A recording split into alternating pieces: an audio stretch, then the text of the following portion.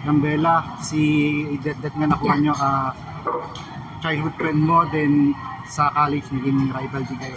Ano lang masasabi mo sa kanya? Syempre masaya ako na yun nga, naging magka-teammate ulit kami ni Det kasi matagal ko na rin naman na gustong maging teammates ulit kami. Since yun nga elementary pa yung last na pagsasama namin, and yun, lagi lang kami magkalaban. So, ano siya, very nostalgic yung feeling kanina, lalo na nung nakikita ko na siyang lumalapit papunta sa stage, and parang doon lang nag-sink in na yun, magiging teammates ulit kami, and very, medyo masakit sa ulo kasi parehas kami number 4.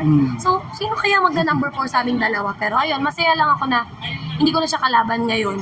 So, kumbaga, mababawasan na yung paghihirap ko sa spiker pag siya yung kalaban. So, yun, masaya ako na naging ka-teammate ko siya. Then sa tingin mo, ano lang may tutulong o expectation mo sa kanya sa darating na? Siguro yung pagiging leader niya as a player.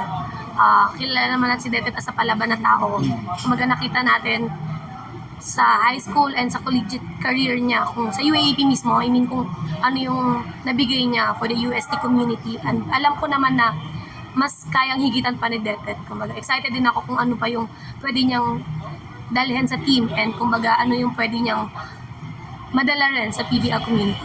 Tapos na, Bella, kamusta lang ko ni Andre? May Andre, kamusta na kayo? Our good friends naman ako. Wala pa kayo sa stage ng dating? Anong stage? Wala. We're Wala. friends yan. Thank you.